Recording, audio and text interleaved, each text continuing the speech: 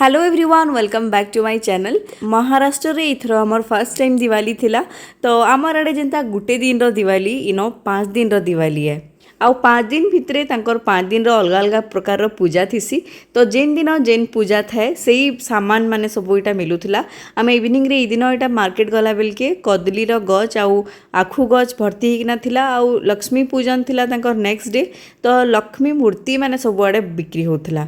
इनके आसला दिनों में गुटे जिनिस मार्क करिछे आमे जेबेरु आसलु न माने पोला बोलिकिना गोटे फेस्टिवल थिला से दिनु जे अब तक इमांकर माटीर मूर्ति थ्रू आउट द मंथ पूरा बिक्री होतीसी। मार्केट रो ई दिन मते बेसी किछि किनबार नहीं थे, खाली फ्रूट्स किछिटा किनबार थिला जेनटा कि ई दिन बहुत बेसी महंगा थिला। एक्चुअली आमे बाहरी थिलु एटा हल्दीराम जिबार लगी। हल्दीराम रु किछिटा मिठा किनबार थिला आउ हमको डिनर भी करके आसबार प्लान थिला। हल्दीराम रु मिठा तो आलु किंतु खाइबारटा आमे जेनटा खाइबा के चाहतुनु सेना अवेलेबल नाइन बोले तो हमको डिनर करकिना जेहेतु आइबार थिला। हल्दीराम पाखे आउटे रेस्टोरेंट अच्छे आमे सेनके पहली गलु आउ सेना गोटे बढ़िया छोटिया पार्क टे थिला छुआ मांका लगी। तो छुआ माने आउटे फ्रेंड संगे आमे जाइथिलु तो तांकर भी छोट छुआटे अच्छे तो समस्ते सेना बसिकिना टिके बुलाबुली कलु आउ पले आसलु रेस्टोरेंट के।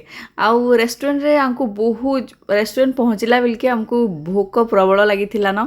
आउ छुआ मांकर लगी ताकर हिसाब रो खाना मगा हला, आमर लगी आमर हिसाब रो खाना मगा हला। आउ मुई गुटे जिनिस के न खाली वीडियो करि पारली कहला जे कि एते भोक थिला जे मते अब वीडियो करबार बिल्कुल पेशेंस नहीं थई। पेट भरी किना खाइकिना आसलु सेना रेस्टोरेंट रो बहुत बढ़िया खाना थिला। नॉर्मली न रेस्टोरेंट मांकर खाना मते एतेटा पसंद नहीं आसे किंतु ई गुटे ही जगह अच्छे जेनर की खाना भल लागसे। डिनर आमर सरला बेलके राति 11:30 होइतिला न, फिर भी लागुथिला ना कि इटा संध्या ही ହେଇଛେ मार्केट रे एंता ही थिला। इटा आमर फिरला बेलके भी मार्केट एंता ही भिड़ थाए। तो मते फूल आनबार थिला आउ फूल इन एते सारा बिक्री होतिला ना तो केजी बाटे फूल बिक्री होतिला हे दिन। तो मुई आधा केजी धरिकी ना आसली घर के। दिवाली एते धूमधाम रे 5 दिन तक पालन हेबारटा देखबारटा मोर इथरा गोटे पूरा नियारा अनुभव थिला।